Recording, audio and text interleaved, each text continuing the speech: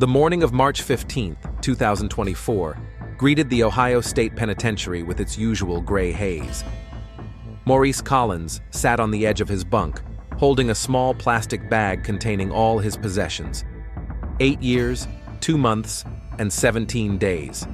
He had counted every day. "Collins, get ready!" The guard's rough voice echoed off the concrete walls.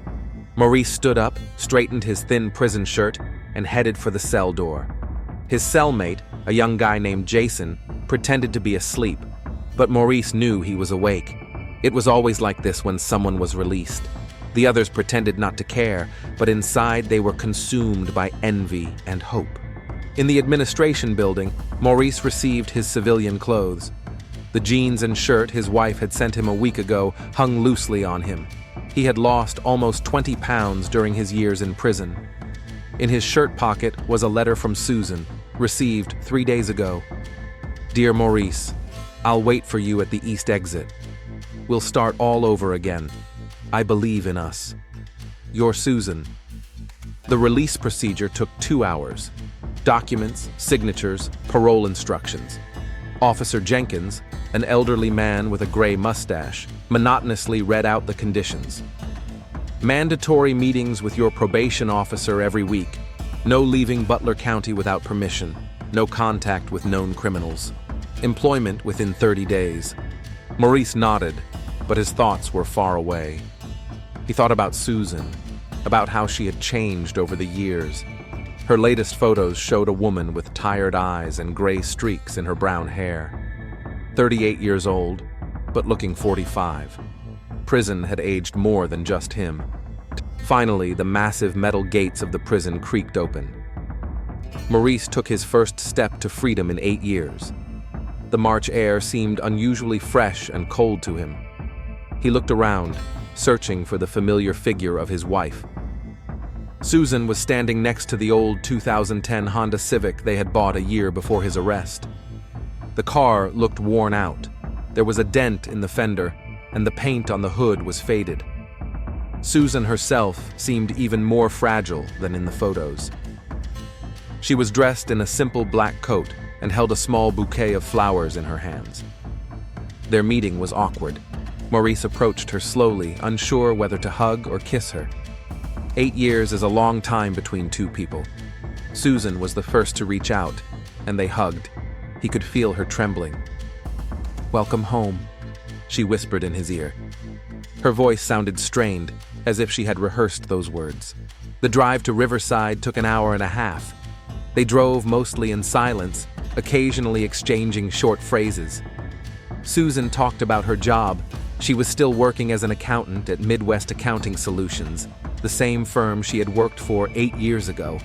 The salary was modest, but it was enough to cover her rent and basic expenses. "I found us a small house on Maple Street," she said, keeping her eyes on the road. 2 bedrooms, a small kitchen. Nothing fancy, but it's a home. Maurice nodded. He understood that they had had to sell their old house to cover legal fees and debts. Susan had mentioned it in her letters, but at the time it had seemed like a distant abstraction. Now the reality hit him with full force. Riverside greeted them with gray streets and cloudy skies. The town had hardly changed. The same low houses, the same shops, the same atmosphere of provincial melancholy.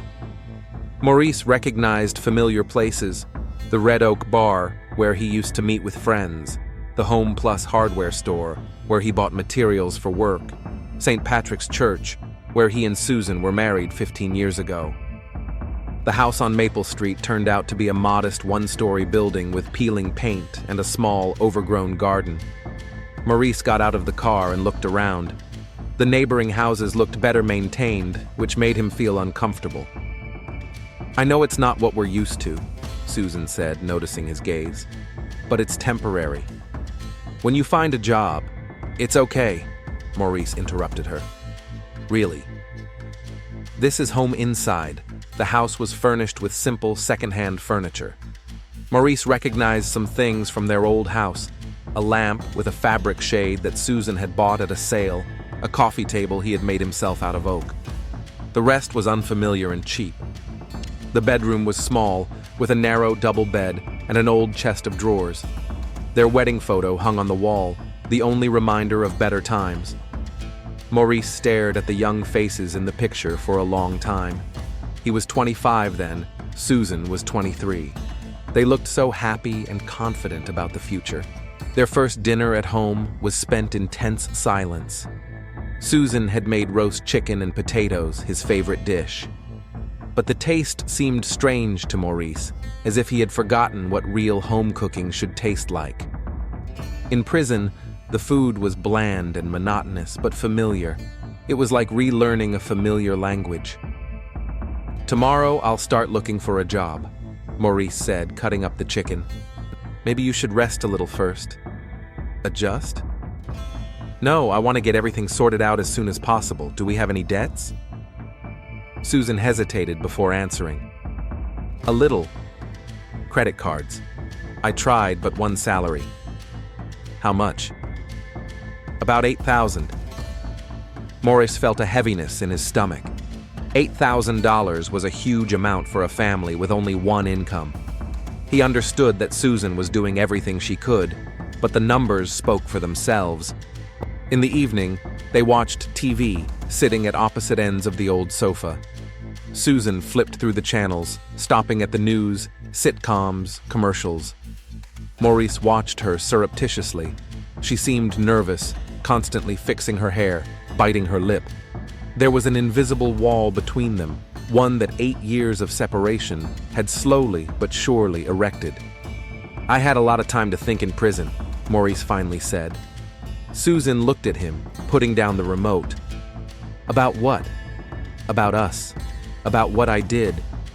I want to make things right, Sue. I want to be the man you deserve." Her eyes moistened. "Maurice, I know it won't be easy, but I've changed. These years have taught me a lot." They hugged on the sofa, and Maurice felt the tension ease a little. But there was something cautious, reserved, about Susan's embrace. It was as if she was afraid to fully trust the moment. At night, Maurice lay awake, staring at the ceiling. Susan slept beside him, breathing quietly.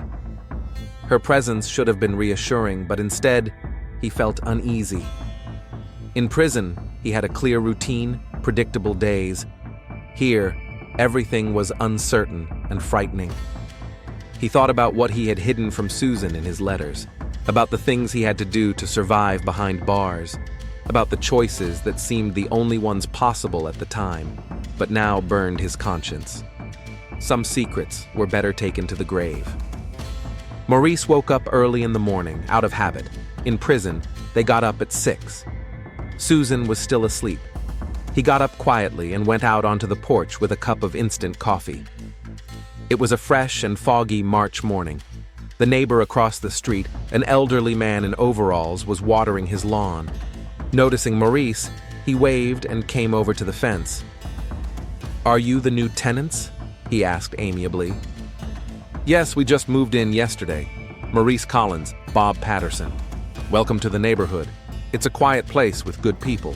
They talked for a few minutes about the weather and the neighborhood. Bob said he had been working at the local factory for 30 years, that his wife was a homemaker, and that his grandchildren came to visit on weekends. It was the kind of ordinary, measured life Maurice had dreamed of all these years. When Bob left, Maurice stood by the fence, finishing his coffee. He had a long road ahead of him to get back to a normal life, and he wasn't even sure where to start. A week had passed since Maurice returned home. Every morning, he put on his only clean shirt, grabbed his resume folder, and went out to look for work. He had solid construction experience. He had worked as a carpenter for 12 years before his arrest, but now every interview ended the same way. "Mr. Collins, you have impressive experience, but..." The manager of Riverside Construction put his resume aside and folded his hands on the table. "Our policy does not allow us to hire people with a criminal past.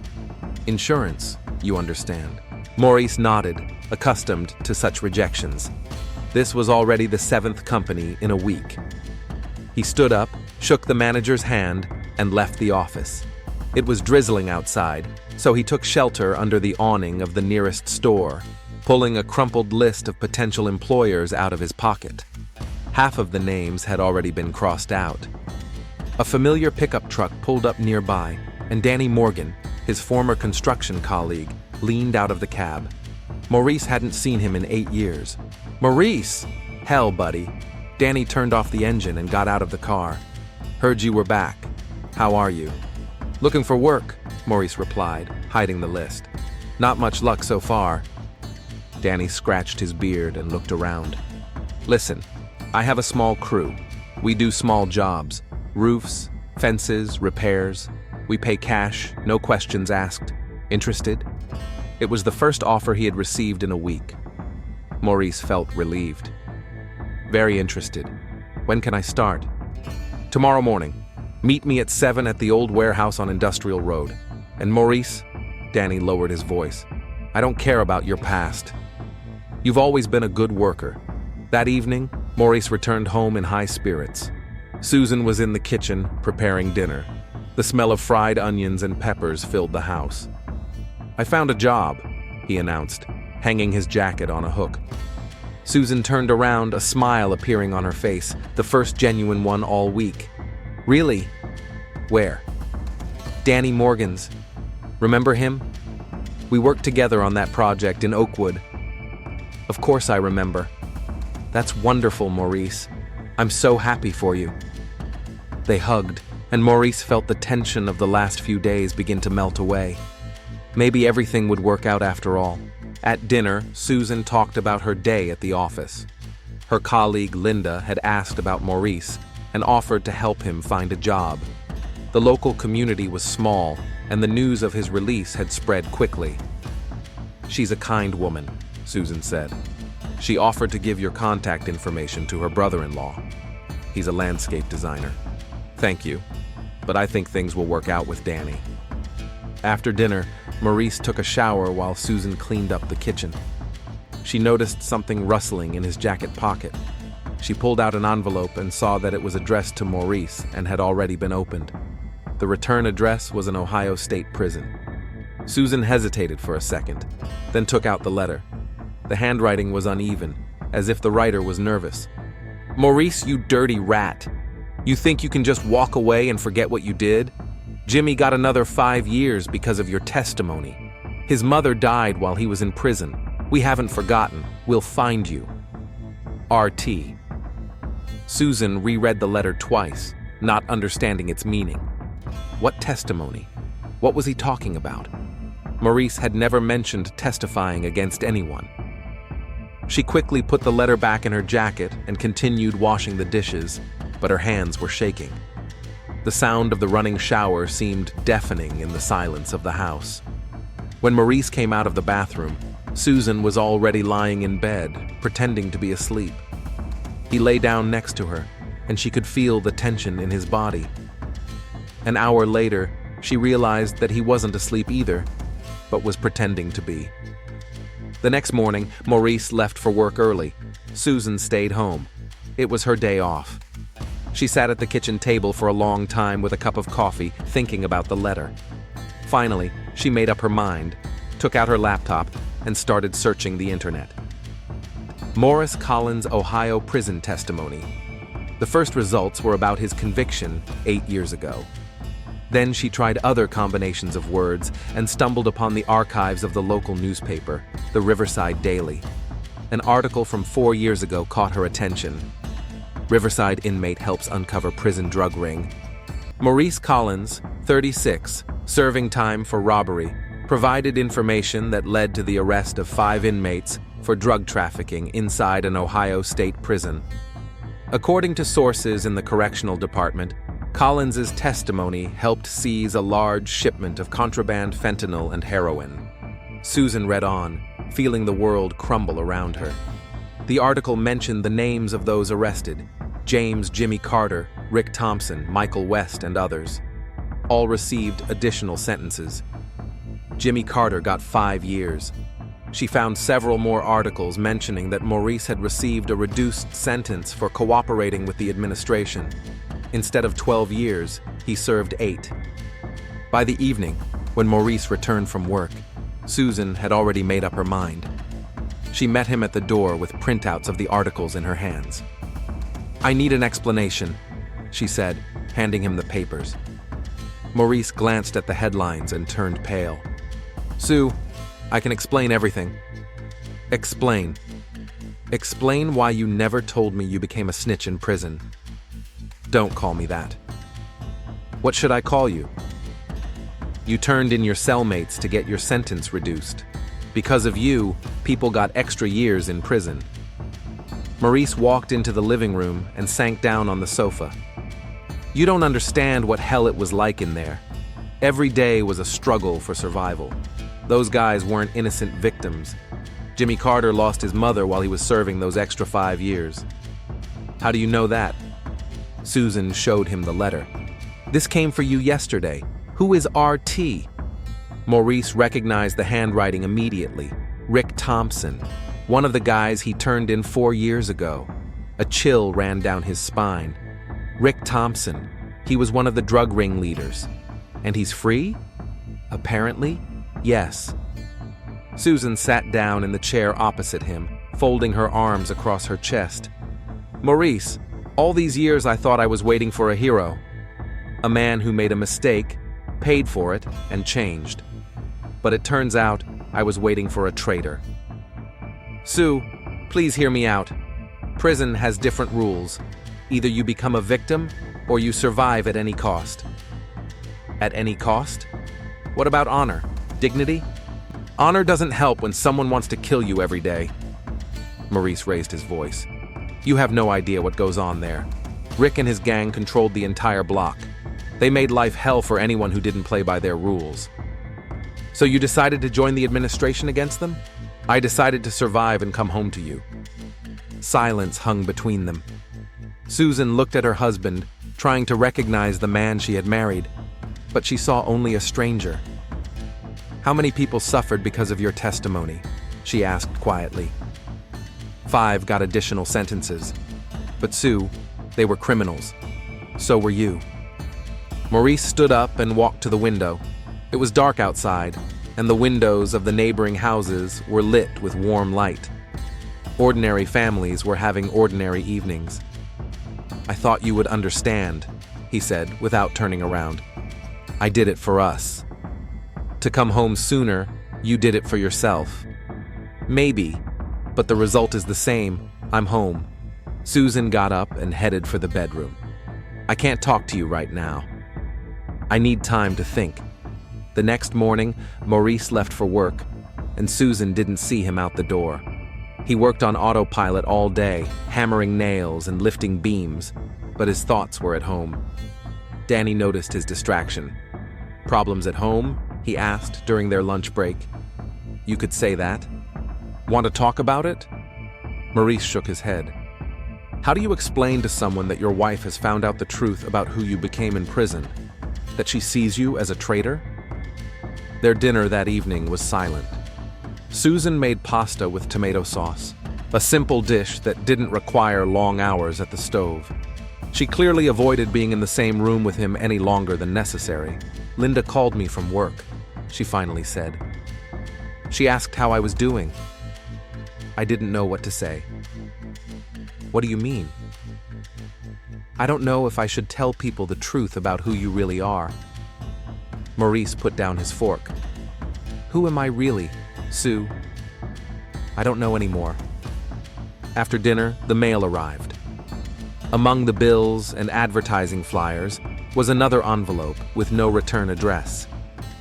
Maurice took it and opened it in the kitchen while Susan washed the dishes. Inside was a photograph, an old prison photo of Maurice talking to an officer in the hallway. On the back, in uneven handwriting, was written, "We see you." Maurice quickly hid the photo in his pocket, but Susan noticed his movement. "Another message from your friends?" "They're not my friends." "Then what's going on?" "How many of them were there?" Maurice sat down at the table, realizing that there was no point in hiding anything anymore. Rick led a group of 7 people. They were all serving long sentences for serious crimes. When the administration started investigating drug trafficking, they suspected there was a snitch, and that snitch was you. Yes, but they didn't know for sure until the trial. Now they do. Now they do. Susan turned off the water and turned to him. Maurice, I'm scared. What if they come here? What if they want revenge not only on you, but on me too? Maurice stood up and tried to hug her, but she pulled away. I won't let them hurt you, I promise. How can you promise anything? You don't know what they're capable of. She was right, and Maurice knew it. Rick Thompson was a man for whom revenge was a sacred duty. In prison, he often said that traitors must be destroyed not only physically, but also morally, by destroying their lives, their families, their futures. At night, Maurice lay awake, listening to every sound outside the window. Susan slept on the edge of the bed, turned away from him.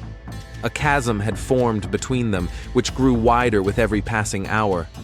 At 3 a.m, he heard the sound of a car slowly driving down the street.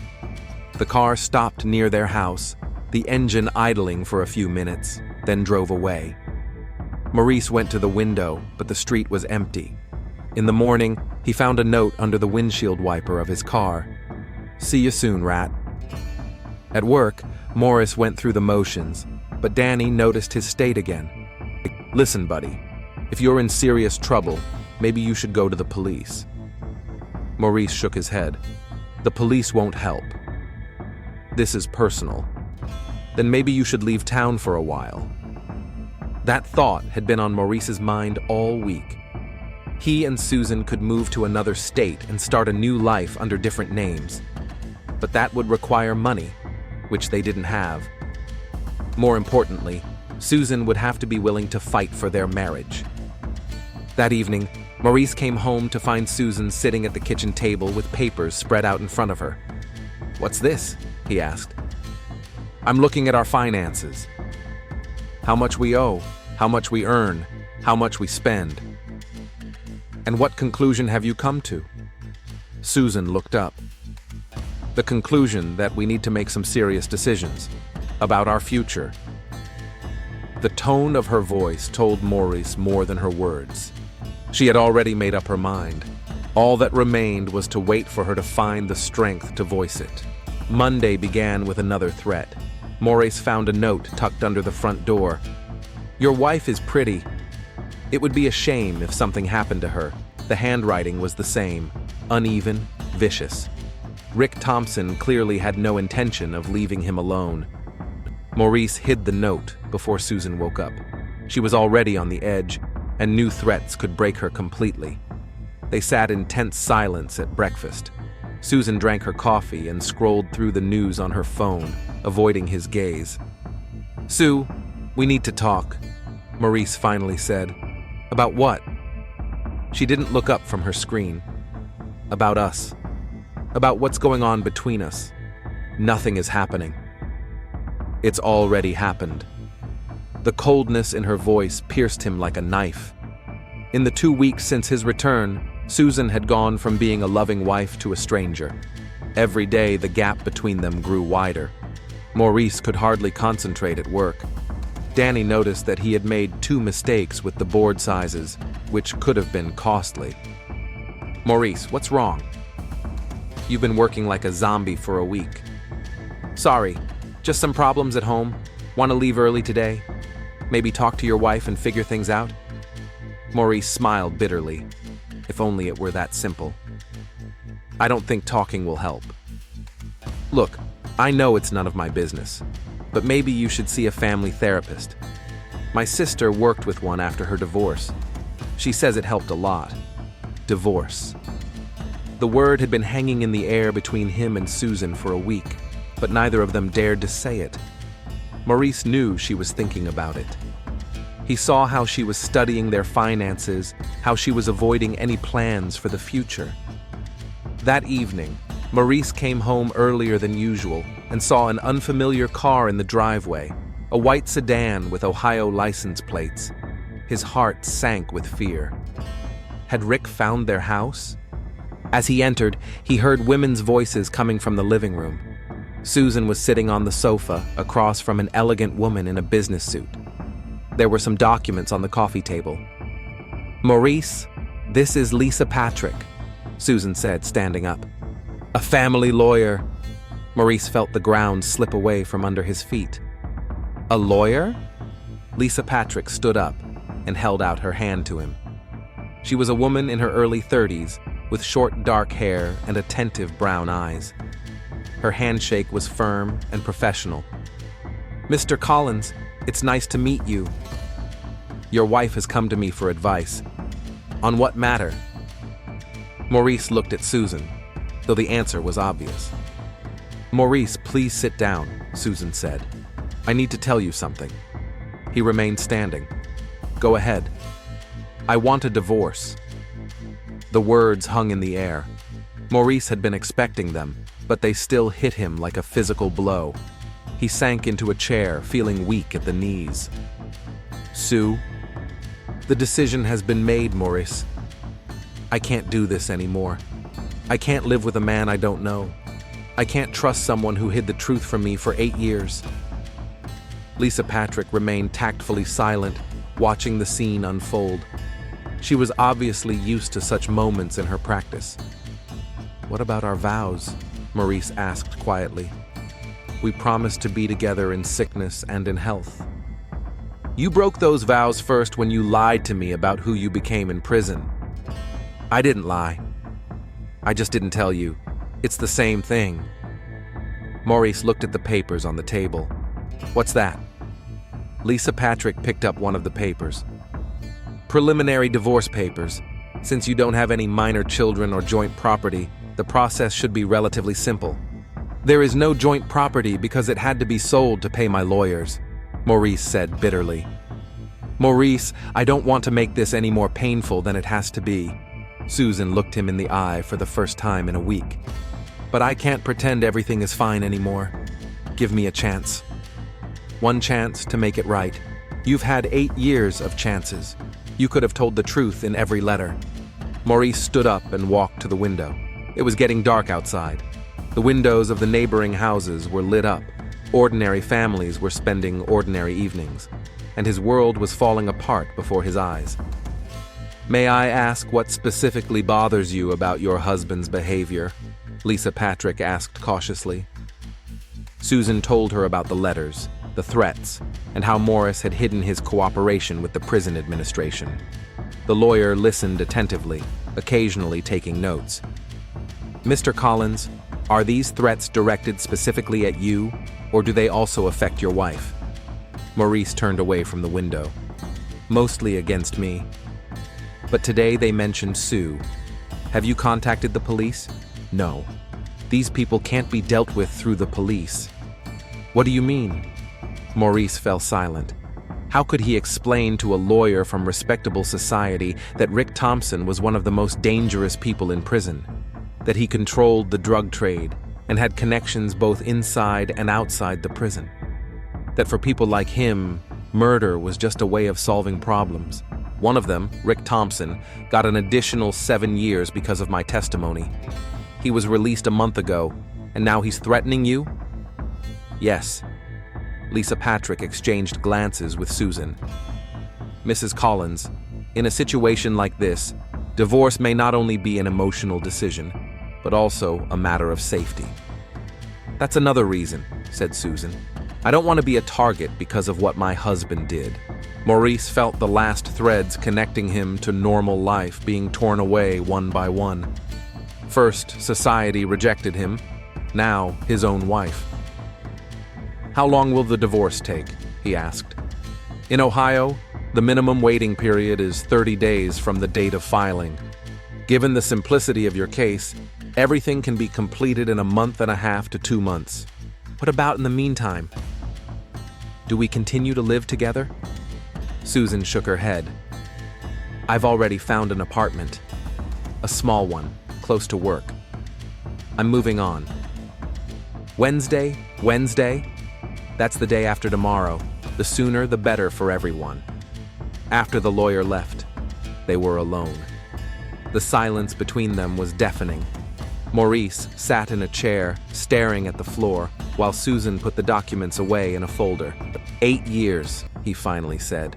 For 8 years, all I thought about was coming home to you. And now you know there's no going back home. That home only existed in your head. I love you, Sue. I know. And I loved you. But love isn't enough when there's no trust. The next day, Maurice could barely work. His hands were shaking. His head was splitting from lack of sleep. Danny made several comments to him, but finally took him aside. Maurice, I can't let you work in this condition. It's dangerous for you and for the team. I'm sorry, Danny. It's just... Did your wife file for divorce? Maurice nodded. I understand. Listen, take a couple of days off, get your head straight. When you're ready, come back. Maurice went home in the middle of the day. The house was empty. Susan was at work. He wandered through the rooms, seeing boxes of her belongings packed for the move. They had been forced apart for 8 years, and now she was leaving voluntarily. In the evening, another letter arrived from Rick. This time it was a photograph of the house on Maple Street, taken from the street. On the back, it said, "We know where you live. We know when your wife comes home from work. We know you have no security." Maurice burned the letter in the sink and washed away the ashes with water. When Susan came home, he was sitting in the kitchen with a glass of cheap whiskey. "Having a drink?" she asked as she walked by. "Why not? I'm celebrating the end of my life." "Maurice, don't be dramatic." "Not dramatic? My wife is leaving me. My former cellmates want to kill me. Society doesn't accept me. My job is hanging by a thread. What else has to happen?" Susan stopped in the doorway. "You can start a new life, in another city, with other people." "Alone?" "Alone. And you?" "I'm staying here. I'll keep working. Maybe someday I'll meet a normal person." The word normal hit him the hardest. Maurice finished his whiskey and poured another. "So you're already planning to meet other men?" "Sooner or later, yes." "I see." On Wednesday morning, Maurice didn't go to work. He sat in the kitchen and watched Susan load her things into the car. Their neighbor, Mrs. Johnson, helped her with the boxes. The women whispered to each other, occasionally glancing at the house. When Susan brought in the last box, Maurice approached her. "Is that everything?" "That's everything. See you in court?" "See you in court." She got into the car, started the engine, and drove away without looking back. Maurice remained standing on the porch until the neighbors stopped watching him. Without Susan, the house seemed huge and empty. Maurice wandered through the rooms, touching the things she had left behind: old towels, a broken toaster, a few books.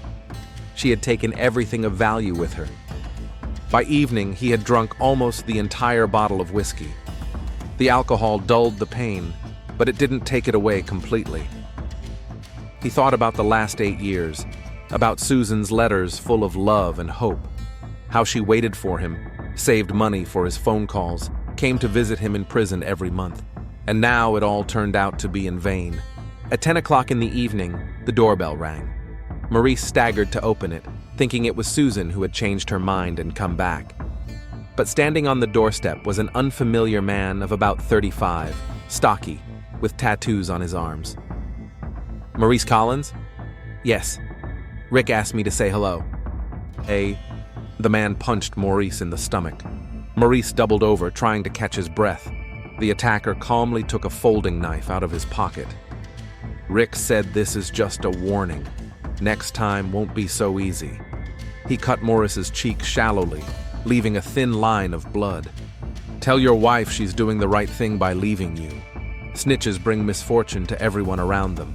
The man left as suddenly as he had appeared. Maurice closed the door, pressed a towel to his cheek, and poured himself another whiskey. The bleeding stopped quickly, but the wound burned. He took out his phone and dialed Susan's number. She didn't answer right away.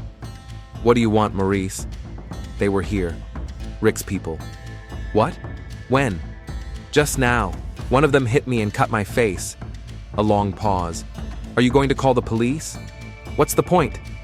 Maurice, maybe you should leave town. Maybe. Or maybe I should just end it all. What do you mean? Nothing. Forget it. He hung up and finished his whiskey straight from the bottle. One thought kept running through his head. Everything he loved, everything he lived for, was gone. All that remained was pain and a desire for someone to pay for it. The next day, Maurice didn't call Danny to explain about work. Instead, he sat at home, drank beer, and stared out the window. By evening, he decided to go to Susan's place and try one last time to explain everything. Her new apartment was in a small complex next to an office center. Maurice went up to the second floor and knocked on the door. Susan opened it, but didn't let him in. What are you doing here? I want to talk. We have nothing to talk about. Sue, please. One last time she hesitated, then stepped back. The apartment was tiny, a living room combined with a kitchen, a bedroom, and a bathroom. The boxes with her belongings had not yet been unpacked.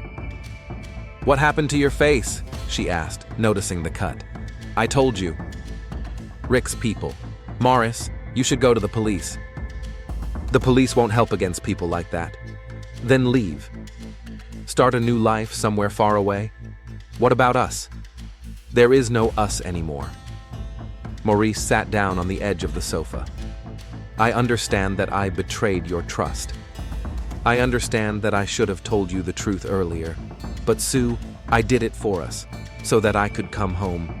You did it for yourself. Maybe. But the result is that you destroyed other people's lives and your own. What was I supposed to do? Let them kill me in prison? I don't know, Maurice, but definitely not become an informant. They sat in silence for several minutes. Maurice looked at the woman he had loved for 8 years and realized that he was seeing her for the last time as his wife. So, the decision is final? Final. And no one can change your mind?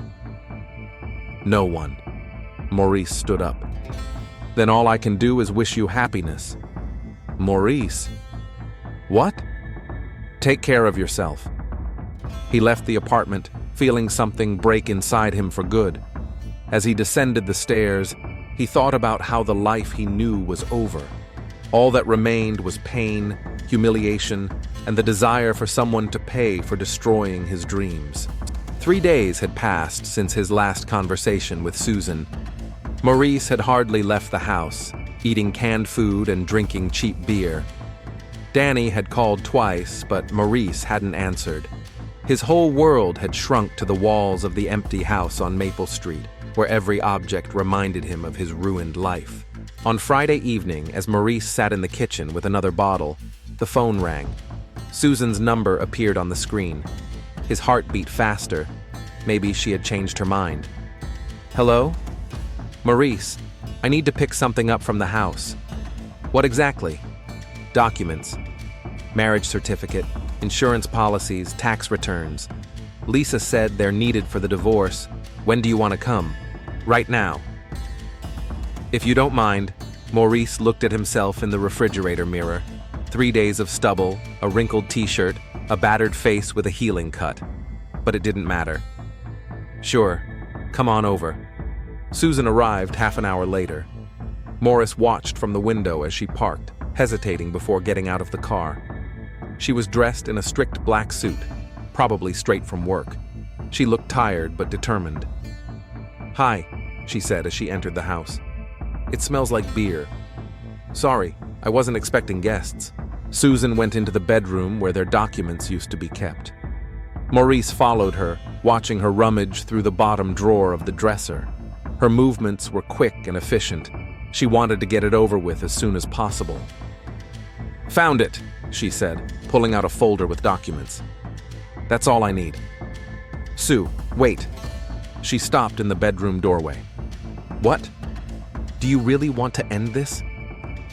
15 years of marriage, and that's it?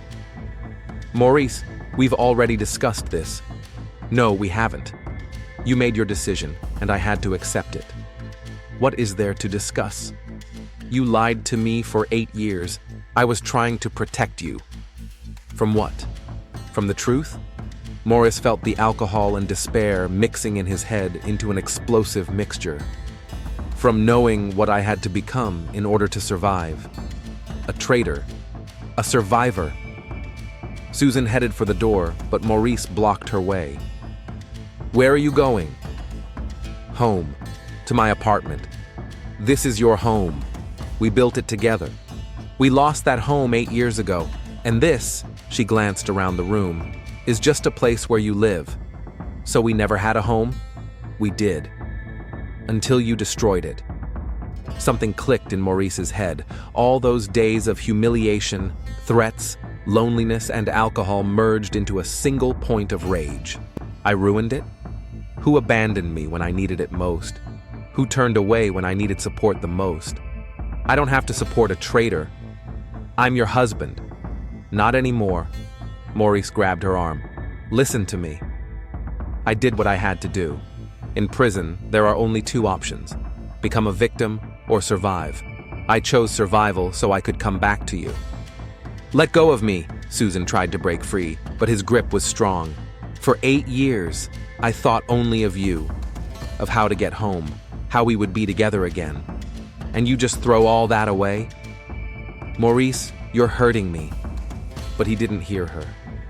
A storm of alcohol, pain, and rage raged in his head. Do you know what that bastard who cut me said? That snitches bring misfortune to everyone around them. And you know what? He was right. I brought misfortune to you too. Maurice, stop. But if I've already brought you misfortune, what difference does it make? He pulled her back into the bedroom. Susan tried to resist, but Maurice was stronger. In the struggle, the folder with the documents fell and the papers scattered across the floor. What are you doing? Fear crept into Susan's voice. What I should have done a long time ago. If I can't have you, then no one can. You're drunk. You don't know what you're saying. Maurice pushed her onto the bed. Susan fell, hitting her head on the headboard. She tried to get up, but he pinned her down with his weight. 8 years, Sue. For 8 years, I lived only for the hope of you, and you just threw it all away. Maurice, please stop. I won't file for divorce. We can talk about everything. But it was too late.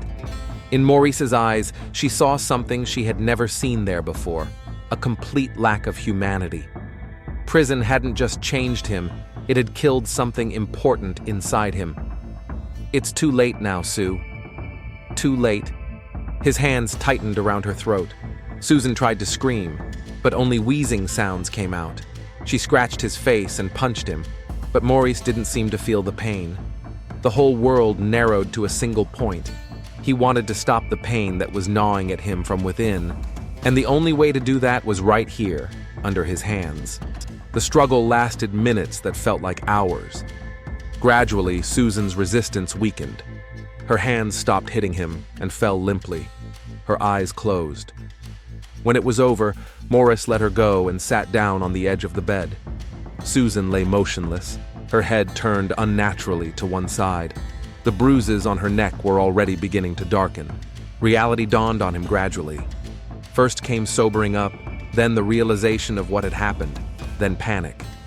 He had killed her. He had killed the only person he loved.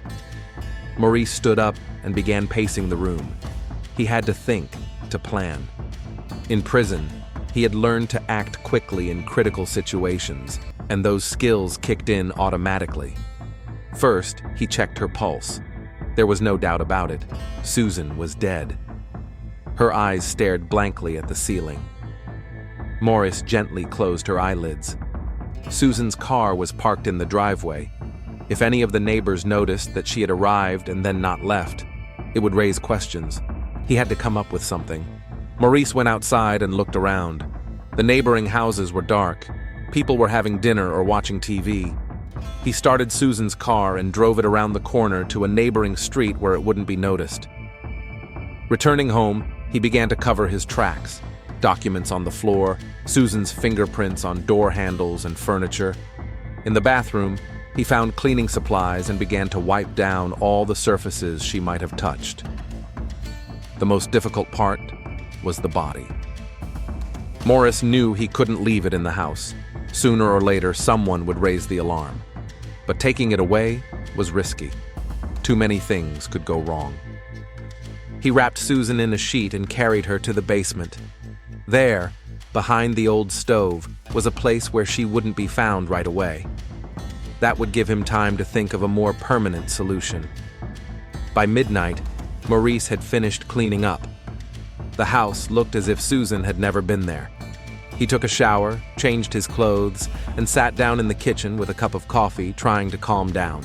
The plan was simple. Tomorrow he would tell everyone that Susan hadn't come. If anyone asked about her car, he would say he didn't know where it was. Maybe she had left town, decided to start a new life somewhere else. That happens to people going through a divorce. But the plan fell apart in the morning. At 8 o'clock, the doorbell rang. Maurice looked out the window and saw a police car. When he opened the door, he saw a middle-aged detective, a Latino with a serious face and attentive eyes. A young officer in uniform stood next to him. "Mr. Collins?" "Detective David Hernandez, Riverside Police Department. Can we talk?" "Of course." "What's the matter?" "It's about your wife, Susan Collins. When was the last time you saw her?" Maurice feigned surprise. "What happened?" "She didn't show up for work this morning and isn't answering her phone. Her coworkers got worried and contacted us." "That's strange. I think the last time I saw her was 3 days ago. We're getting divorced, you know." The detective nodded.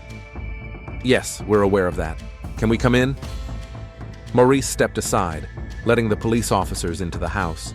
Hernandez looked around, noting details. "Has your wife been here recently? To pick up her things?" "No, she hasn't. At least, not when I was home." Hernandez walked over to the window overlooking the driveway. "Your neighbor, Mrs. Johnson, says she saw your wife's car here last night." Maurice felt his heart skip a beat. Maybe she was mistaken. Or it was someone else's car. A 2010 Honda Civic, silver, license plate number. The detective checked his notebook. "It matches your wife's car exactly.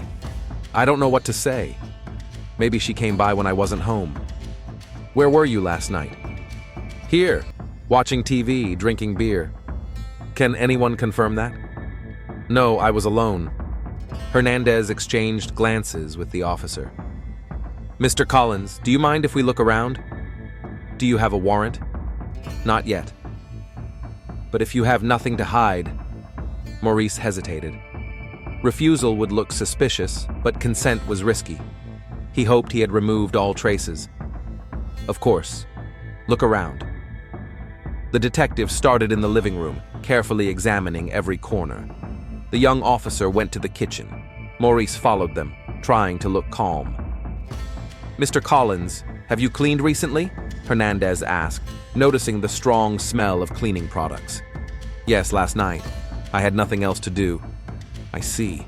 The detective lingered longer in the bedroom. He carefully examined the bed, the dresser, the floor. He noticed the absence of women's belongings. "Did your wife take all her things?" "Yes, when she moved out."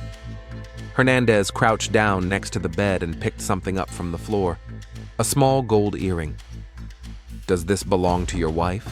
Maurice recognized the earring immediately. It was a gift for their 5th wedding anniversary. She must have lost it during the struggle. Possibly. She could have forgotten. Strange. Women usually notice when they lose jewelry. The detective carefully placed the earring in a plastic bag. "We'll take this as evidence." "Evidence of what?" "We don't know yet. Just a precaution." The search continued for another half hour. The police checked the bathroom, the kitchen, and even looked in the basement, but quickly and superficially. Maurice was relieved to see that they did not thoroughly search the dark corners behind the stove. "That's all for today," Hernandez said, closing his notebook. "But we may be back with additional questions." "Of course. I want to find Susan as much as you do." "I hope so." After the police left, Maurice realized he didn't have much time. Detective Hernandez clearly suspected something. He had to get rid of the body, and the sooner the better. He waited until dark and pulled the body out of the basement.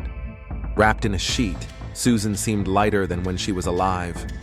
Maurice loaded her into the trunk of his car and drove to an old quarry 20 miles outside of town. The place had been abandoned for many years. The water was deep, and there was no one around. Maurice tied heavy stones to the body and threw it into the deepest part of the quarry. The sheet and the stones should keep it at the bottom. He drove back in a fog of exhaustion and despair. It was all over. He had killed the only person he loved, and now he had to live with that for the rest of his life. At home, Maurice took a shower and went to bed, but sleep would not come. Every time he closed his eyes, he saw Susan's face, her last look, full of fear and incomprehension. By morning, he had made up his mind.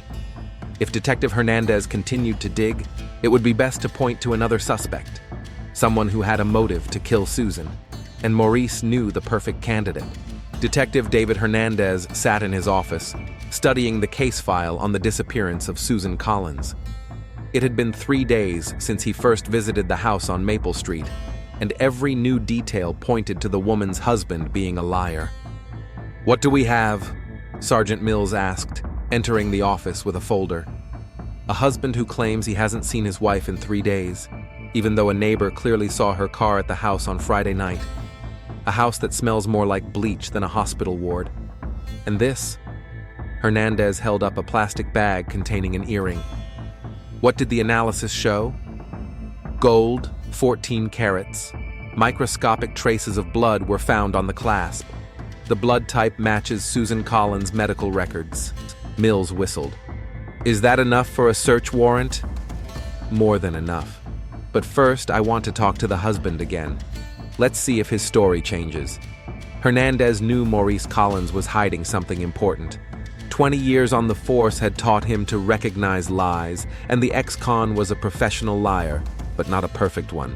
At noon, the detective returned to Maple Street. Maurice didn't answer the door right away, and when he did, he looked terrible. Unshaven, wearing a dirty t-shirt, his eyes red from lack of sleep. "Detective Hernandez, any news about Sue? Can I come in? I have a few questions." Maurice let him into the house. Hernandez immediately noticed that the smell of bleach had become even stronger. "Mr. Collins, we analyzed the earring found in your bedroom. It has traces of your wife's blood on it." Maurice feigned surprise. "Blood? Where from?"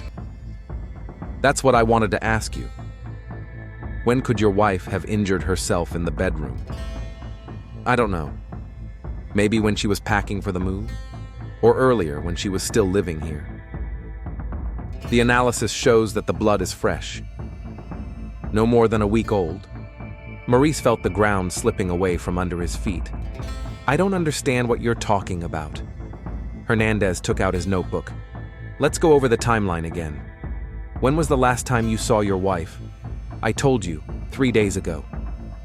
"On Wednesday, when she was moving. And on Friday evening, were you at home?" "Yes." "The whole evening?" "Yes." "You didn't go out anywhere? Not even to the store?" Maurice hesitated for a second. "No, I didn't." "That's strange. Because your neighbor, Mrs. Johnson, saw you leaving late in the evening, around 11. It was a lie. Hernandez was bluffing, but Maurice's reaction confirmed his suspicions. The man paled and looked away. "Maybe I did go out, yes. I went to the 24-hour store to buy beer." "Which one?" "The one on Main Street. There are cameras there. We can check." Maurice realized he was in trouble.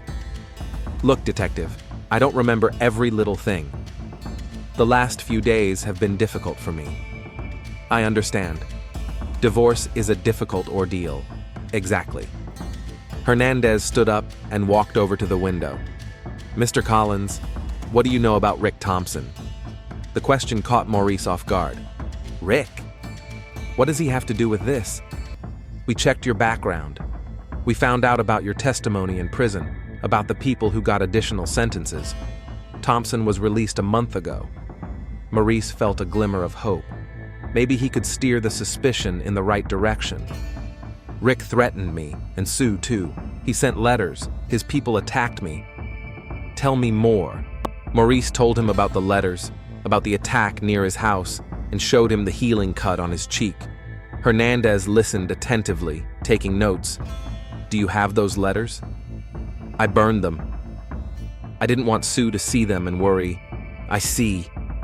And the man who attacked you, can you describe him? Morris gave a detailed description of the attacker. Hernandez took notes, but Maurice saw skepticism in the detective's eyes.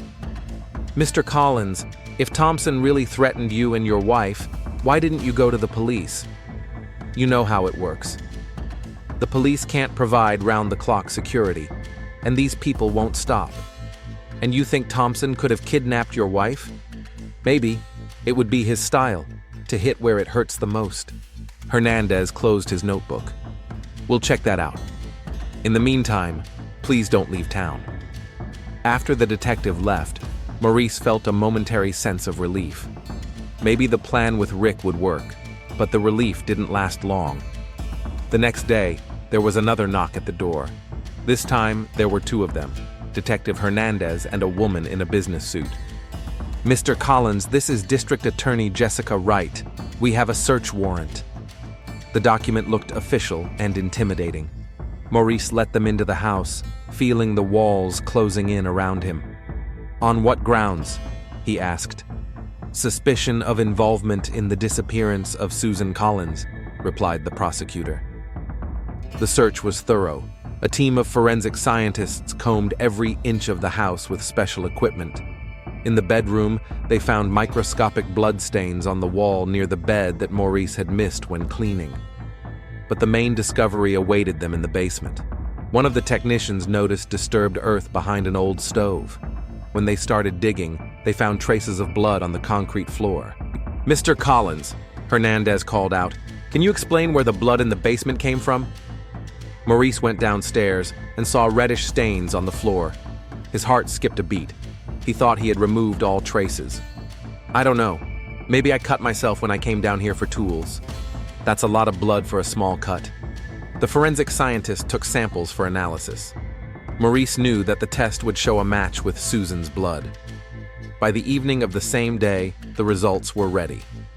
The DNA from the samples in the basement matched Susan Collins' DNA exactly. In addition, several of the victims' hairs were found in the house in places where they should not have been, according to Maurice's statement that his wife had not been there. Hernandez arrested Maurice the next morning. Maurice Collins, you are under arrest on suspicion of the murder of Susan Collins. You have the right to remain silent. As he read the rights, the detective watched Maurice's face. The man did not resist or protest. He only asked quietly, what about Rick Thompson? We checked. Thompson has an ironclad alibi for Friday night. He was at a support group for ex-convicts in Columbus.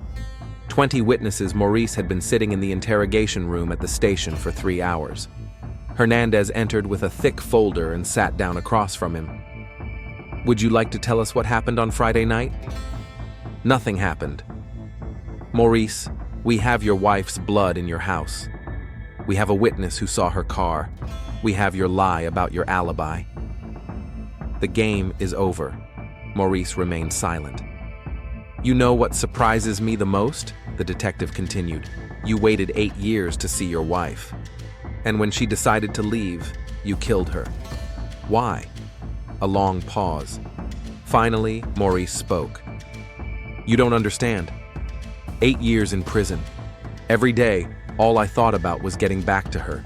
She was the only reason I kept living, and when she wanted a divorce, she betrayed me. Worse than any enemy in prison.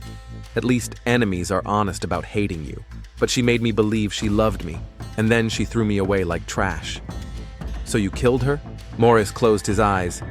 Yes, I killed her. Where's the body? In an old quarry outside town, at the bottom. Maurice's confession was complete and detailed. He told about the argument, how he lost control, how he tried to cover his tracks. 2 days later, divers recovered Susan's body from the quarry. The trial took place 6 months later. Maurice pleaded guilty to second-degree murder and was sentenced to 25 years in prison. Susan's parents were present in the courtroom. They did not say a word, only looked at their daughter's killer with pain and incomprehension.